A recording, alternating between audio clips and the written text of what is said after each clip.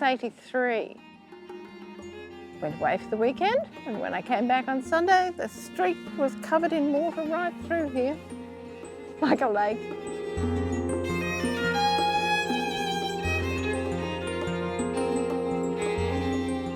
'74 flooding was massive devastation for this area, but flooding happened all the time. You'd go and visit people and they'd take you under their house to show you how they had trolleys for get their washing machine up, or, you know, various bits and stuff they had under their house. Some people have all the marks on their posts about, you know, what year, what flooding came to where.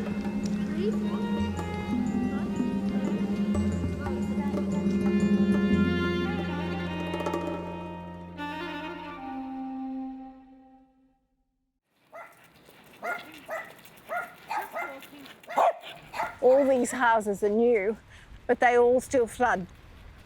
John Kirk lived here. He bought the land and built with the idea that the flood mitigation system was going through, and yet he lived his entire life without it being there.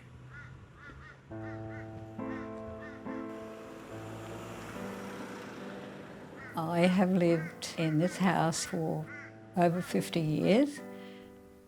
My husband bought the block of land the day before we were married. So when I did see it in daylight, I said, it's a bit low, isn't it? I had the opinion that this is a flood area, it will flood. We should get out while we can. And he said, no, they're going to do all this flood mitigation work, so we shouldn't flood again.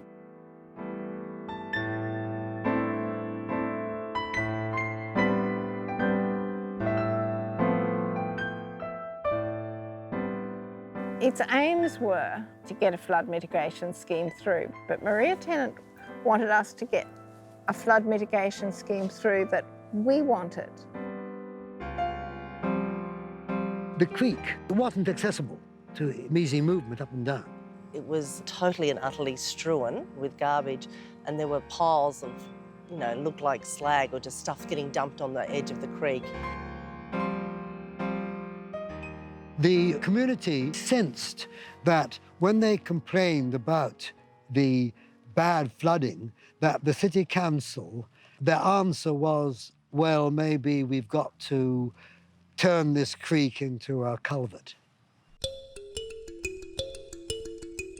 Local residents said there's something we should be even more worried about. There's a big city developer who's been buying up land and nosing around here, and we think something dangerous is going on. We purchased the former Mally's factory. Now, our plans were to retain the usable buildings, build a road above the 1974 flood level, and then either develop the remaining land or sell it. This fitted in with what we'd been doing in Sydney. Turbo had plans to mitigate the flooding of Norman Creek by culverting the creek, tipping on top of it, and building themselves a lovely free platform of, I think, 12 hectares of free industrial land, and developing it. One of the suggestions was to put in a Westfield shopping mall. We did deal with Russ Hintz's office. They were very supportive of what we were doing. Brisbane City Council seemed to be very much in favour of letting them get on with it and save them the cost of doing flood mitigation. Turbo said to Churchy, we will give you free of charge a 1 kilometre long straight rowing strip. We had a scheme to straighten the creek, to see if we could convert it into a training area for rowing. There was always activists there. When we proposed the rowing course, for example, one of the political people came out and said, it's not a scheme, it's a scam. Well, you know, naturally, I just rang up the lawyers and I said, a scam is not the word that I'm going to be associated with. You know, please put a writ on them. That caused a little bit of trouble with the government because they didn't want to be seen to be siding too much with a developer rather than a local residents. There was so much conflict at so many different levels. There was so much conflict in council between the departments that are supposed to be responding.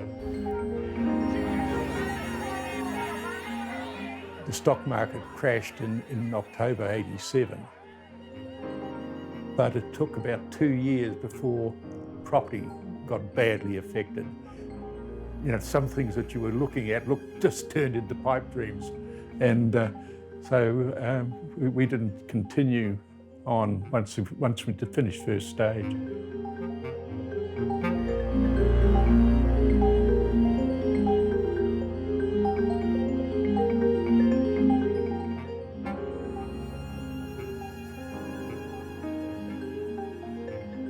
This was a long-running exercise. It went on in its first phase for 6 years. That was a very tough section, that middle section, because it looked like there were solutions coming, then it'd fall apart. Deshan Street, Buranda and other localities around Norman Creek will soon be free from local flooding. The meandering Norman Creek that twists its way through Buranda and Norman Park will be straightened, widened and deepened. It will also free up about 17 hectares of land for development, either as parkland or as building land. And I think it's a very exciting step forward in the progress of our city.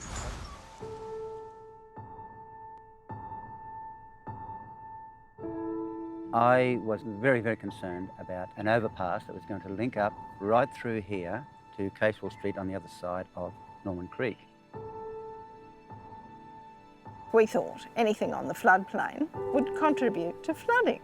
So I represented the community and I wasn't going to back down. A floodplain is a floodplain is a floodplain.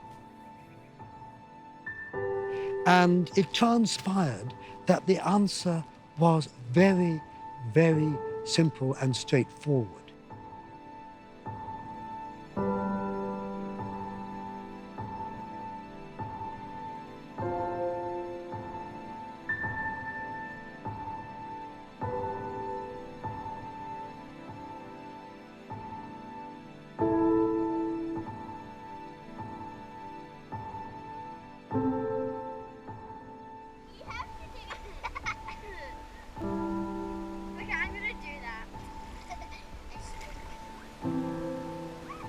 Enfranchising many different voices can create composite solutions which are not perfect for anybody, but which are overall the best compromises for their community.